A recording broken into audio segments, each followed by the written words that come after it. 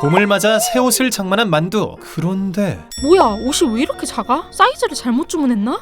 겨우내 그냥 만두에서 왕만두로 업그레이드가 되고 말았습니다. 사태의 심각성을 깨달은 만두는 살과의 전쟁을 선포하게 되는데, 오늘의 교양만두는 골 때리는 다이어트에 대한 이야기입니다. 인류는 대체 언제부터 다이어트를 하기 시작했을까요? 기원전 5세기 히포크라테스가 고토를 통해 몸을 비우라는 처방을 내렸다. 기원전 6세기 그리스 의사 알크마이오는 비만으로 고통받는 사람들에게 강도 높은 운동을 권했다. 등등 다양한 기록이 있지만 인류가 본격적으로 다이어트를 하기 시작한 건 중세 이후로 보는 것이 일반적입니다. 그런데 당시엔 여자들이 아닌 남자들이 다이어트에 더 목을 맸는데요. 멋지고 이쁘게 보이기 위해서가 아니라 생존을 위해서였습니다. 틈만 나면 전쟁이 벌어지던 중세시대, 전투에서 살아남기 위해서는 갑옷을 입어야 했는데요. 지나치게 뚱뚱할 경우 갑옷을 착용하기도 어려웠고 움직임에도 제약이 심했기 때문이죠. 다만 이때까지만 해도 다이어트는 생존을 위한 수단일 뿐 미용의 목적은 아니었습니다. 오히려 식량이 부족했던 당시 살이 쪘다는 건 잘 먹고 잘 산다는 증거이기도 했죠. 미용을 목적으로 한 다이어트가 성행하기 시작한 건 대략 19세기부터로 추정됩니다. 식량이 풍부해지고 외식 문화가 발달하면서 사람들의 몸은 점점 뚱뚱해지기 시작하는데요. 그러자 살찌는 것 이퀄 나쁜 것이라는 사회적 통념이 생겨나기 시작합니다. 특히 영국의 장의사였던 윌리엄 벤팅은 관을 만들어야 하는 직업의 특성상 사람의 체형에 관심이 많았습니다. 스스로도 온갖 다이어트 방법을 시도하며 체형 관리에 힘썼죠. 하지만 다이어트는 실패하는 것이 국룰. 어느새 100kg에 육박하게 된 그는 구두끈을 묶을 수 없는 지경에 이르게 되는데요. 그동안 실패했던 다이어트를 천천히 곱씹어보던 그는 마침내 성공적인 다이어트 방법을 고안해냅니다. 이름하여 저탄고지, 탄수화물을 줄이고 고지방 육류를 많이 먹는 방법으로 요즘에도 각광받고 있는 다이어트죠. 이 방법은 벤팅 다이어트로 불리며 큰 인기를 끌었고, 탄수화물을 끊는다는 뜻의 영어 벤트도 여기서 유래됐다고 합니다. 19세기 영국의 대표적인 낭만파 시인인 조지 고든 바이런. 그는 빅토리아 시대의 가장 아름다운 남성으로 뽑혔을 정도로 모두가 동경하는 갓벽한 미모의 소유자였는데요. 물만 먹어도 쉽게 살이 찌는 체질이었던 탓에 365일 다이어터의 삶을 살아야 했습니다. 그는 스웨터를 몇 겹씩 입고 땀을 흘리거나 배고픔을 잊기 위해 시가를 달고 살았고요. 우유는 입에도 되지 않았습니다. 또 식초 탄 물과 식초에 절인 감자만 먹었다고 하는데요. 이게 지금도 유행하는 에사비 다이어트, 즉 식초 다이어트죠. 하지만 조지는 이런 생활 습관 탓에 건강이 극도로 나빠져 36세의 나이로 생을 마감했다고.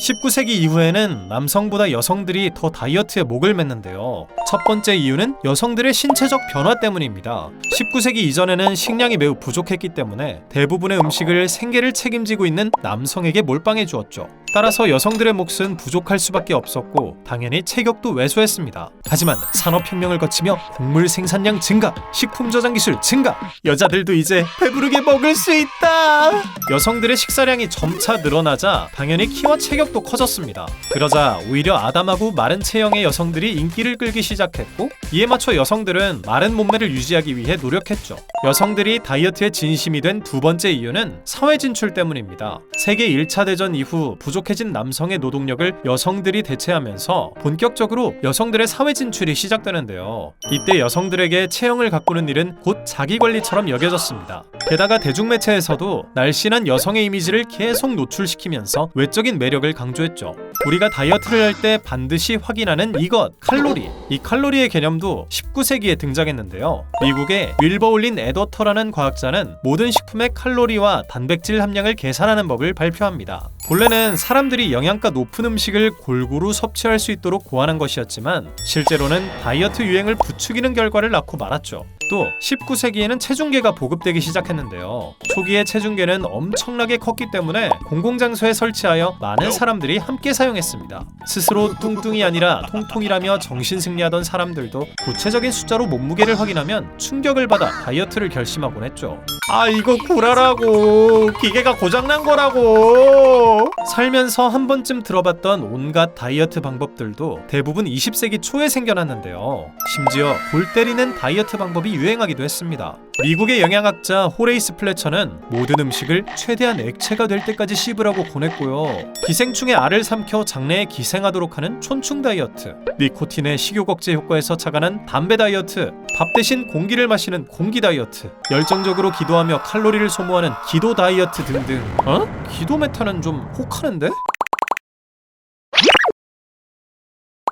아름답다고 생각되는 몸매는 시기별로 조금씩 차이가 있었습니다. 1910년대에는 코르셋을 꽉 조인 것처럼 허리는 개미처럼 얇고 엉덩이는 풍만한 몸매를 선호했는데요. 이와 반대로 1920년대에는 마치 원통처럼 굴곡 없는 실루엣의 몸매가 유행하게 됩니다. 가슴을 최대한 납작하게 하고 만약 조금이라도 굴곡이 있으면 뚱뚱하다고 비난받았죠. 이 유행은 1930년대 세계 대공황 이후 바뀌게 되는데요. 마른 몸이 끔찍한 경제 위기를 더욱 상기시켰기 때문일까요? 마르기만 한 몸을 선호하던 분위기는 사라지고 여성의 허리와 골반 라인이 강조된 여성스러운 실루엣을 선호하는 분위기로 돌아서게 되죠. 이후 1950년대엔 마릴린 먼로처럼 관능적인 몸매가 주목받게 되는데요. 가슴과 엉덩이가 풍만한 볼륨 있는 몸을 원하게 되었죠. 이 유행이 한 10년간 지속되나 싶더니 타블로이드 신문에 한 소녀가 혜성처럼 등장하면서 상황이 급변합니다. 이 여자는 트윅이라는 예명을 쓰는 모델 레슬리 혼비인데요. 잔가지 같은 뜻의 예명처럼 그야말로 빼빼 마른 몸을 가진 소녀였습니다. 그녀는 등장하자마자 엄청난 인기를 얻게 되는데 사람들은 트위기의 헤어스타일과 메이크업을 따라하는 것을 넘어 그녀처럼 깡마른 몸이 되고 싶어 했죠. 근데 트위기는 167cm에 몸무게가 40kg인, 이게 솔직히 노력한다고 가능한 숫자가 아니잖아요? 그녀를 따라하던 많은 소녀들은 섭식장애를 얻으며 후유증에 시달려야 했습니다. 이에 영국의 한 모델은 이런 말을 남기기도 했죠.